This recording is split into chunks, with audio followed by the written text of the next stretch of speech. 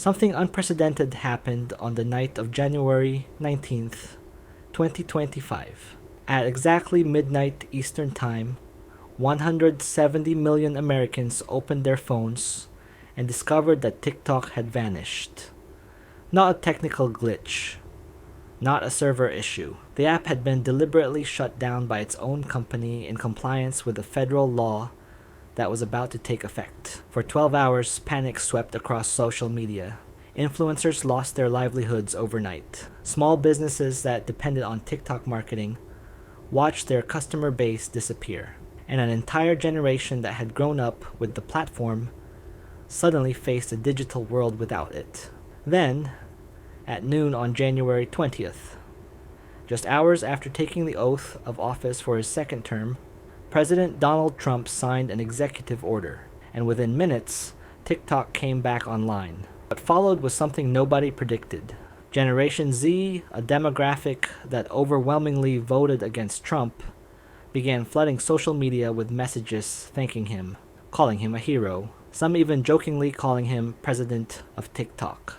This is the story of how a Chinese-owned app became a constitutional crisis, how 170 million users became hostages in a geopolitical standoff, and how Donald Trump, in one of his first acts as president, positioned himself as the unlikely savior of America's most controversial social media platform. Stay until the end, because what happened in those 12 hours reveals something profound about power, technology, and the gap between what Washington decides and what America actually wants. The crisis didn't start on January 19th. It started years earlier when lawmakers in both parties began expressing alarm about TikTok's ownership structure. The app is owned by ByteDance, a Chinese company headquartered in Beijing. And under Chinese law, companies are required to cooperate with government intelligence requests. This created a nightmare scenario for American national security officials. TikTok had access to massive amounts of data about American users. Location information, browsing habits, private messages, biometric data from face filters. And all of that information was theoretically accessible to the Chinese government. In 2023, intelligence briefings to Congress painted an alarming picture. Chinese engineers at ByteDance had accessed American user data repeatedly. The algorithm that determined what videos users saw could theoretically be manipulated to influence American public opinion. And most concerning, there was no way to verify that TikTok's assurances about data security were actually being followed. In April 2024, Congress passed the Protecting Americans from Foreign Adversary Controlled Applications Act. The law was straightforward. ByteDance had 9 months to sell TikTok to a non-Chinese company. If they refused, the app would be banned in the United States. Apple and Google would be prohibited from offering it in their app stores. Internet service providers would be required to block access. President Biden signed the law. The clock started ticking, and ByteDance refused to sell. The company's position was equally straightforward. The algorithm that makes TikTok work, the secret sauce that keeps users scrolling for hours, is proprietary technology that China has classified as restricted for export. Selling TikTok without the algorithm would be like selling a car without an engine. Nobody would want to buy it. ByteDance explored options. Tech billionaires expressed interest. Oracle, which already hosted TikTok's American user data, was mentioned as a potential buyer. Even former Treasury Secretary Steven Mnuchin put together an investment group. But every potential deal collapsed over the same problem. China wouldn't allow the algorithm to be sold. And without the algorithm, TikTok was just an empty shell. As the deadline approached, TikTok's American users became increasingly vocal. The app wasn't just entertainment for them. For millions of small business owners, it was their primary marketing platform. A bakery in Ohio that got 80% of its customers through TikTok videos. A freelance makeup artist in Texas whose entire client base came from the appy. A teenager in Florida who was making $50,000 a month posting comedy sketches. All of them faced financial ruin if the ban took effect. Content creators with millions of followers organized protests. Hashtags like Save TikTok trended for months, and lawmakers' offices were flooded with calls and emails from constituents begging them to reverse the ban. But Congress didn't budge. National security, they argued, had to take priority over convenience. If China could access American data and manipulate what Americans see, that was an unacceptable risk. The ban would proceed as scheduled. On January 19th, 2025, the final day before the ban took effect, TikTok made a decision that shocked everyone. Rather than wait for Apple and Google to remove the app from their stores, rather than force the government to order internet providers to block access, TikTok chose to shut itself down. At 10:30 p.m. Eastern Time, users began seeing a message. A notice appeared on the screen explaining that a federal law prohibiting TikTok was about to take effect. The app thanked users for their support. It urged them to contact their representatives, and it said the app would no longer be available. Then, at exactly midnight, TikTok went dark. 170 million American users suddenly found themselves locked out. If you tried to open the app, you got an error message. If you tried to download it, it wasn't in the app stores. TikTok had effectively deleted itself from American phones. The reaction was immediate and intense. Other social media platforms exploded with panic. Instagram and YouTube saw massive spikes in traffic as displaced TikTok users scrambled to find alternatives. The hashtag TikTok ban was trending within minutes. And the tone wasn't anger at China or ByteDance. It was fury at the US government. Because to most users, this felt like a punishment for something they hadn't done. They weren't spies. They weren't national security threats. They were just people who enjoyed watching dance videos and cooking tutorials. And now their government had taken that away. By the morning of January 20th, Inauguration Day, the political calculation had shifted dramatically. What lawmakers had framed as a national security necessity was being experienced by millions of Americans as government overreach.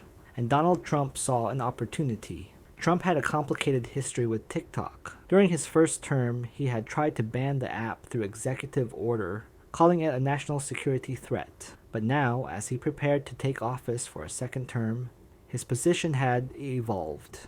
Trump had joined TikTok during the 2024 campaign. His account had gained millions of followers, and his campaign team had credited the platform with helping him reach younger voters who didn't watch traditional news. More importantly, Trump understood something that many in Washington missed. The TikTok ban wasn't popular.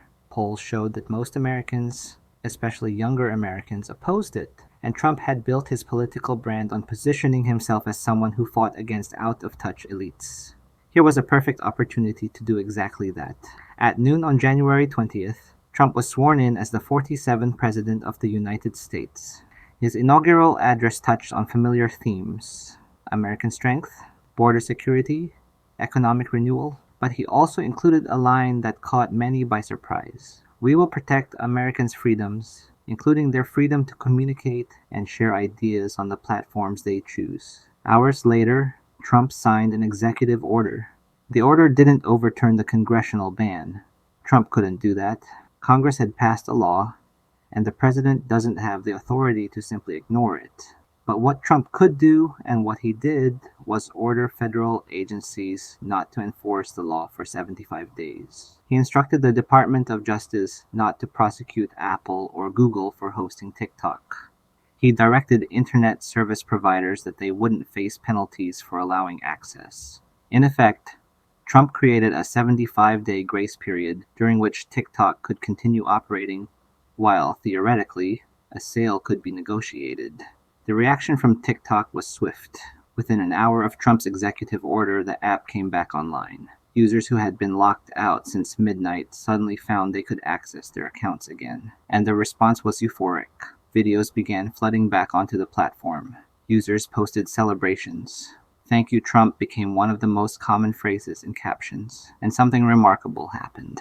Millions of young Americans, many of whom had voted against Trump just months earlier, were genuinely grateful to him. They didn't necessarily agree with his other policies. Many still opposed him on immigration, climate, healthcare. But on this specific issue, Trump had done what they wanted, and they acknowledged it. This created a fascinating political dynamic. For years, Republicans had struggled to connect with Generation Z. Young voters overwhelmingly supported Democrats. They viewed Trump as authoritarian, divisive, dangerous. But now, Trump had positioned himself as the person who saved their favorite app. Some Trump supporters celebrated this as political genius. Others worried it contradicted the national security concerns that had justified the ban in the first place. And members of Congress who had voted for the ban were furious. The backlash from Capitol Hill was immediate and intense. Lawmakers who had spent years warning about TikTok's dangers felt undercut by Trump's action. Senator Marco Rubio, who would soon become Trump's Secretary of State, had been one of the loudest voices demanding a ban. He released a statement expressing disappointment that the executive order delayed enforcement. Representative Mike Gallagher, who had led the House effort to ban TikTok, warned that Trump was ignoring legitimate national security threats.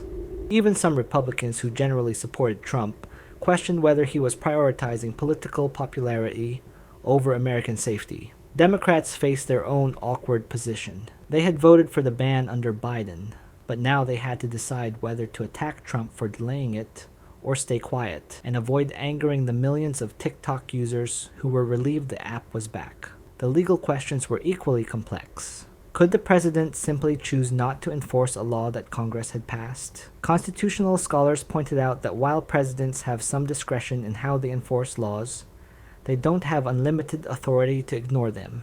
The executive order was a temporary fix. The underlying law still existed, and unless ByteDance sold TikTok or Congress repealed the ban, the 75-day extension just delayed the inevitable. ByteDance issued a statement thanking Trump for the extension and expressing hope that a solution could be found. But privately, company executives knew the situation hadn't fundamentally changed. China still wouldn't allow the algorithm to be sold.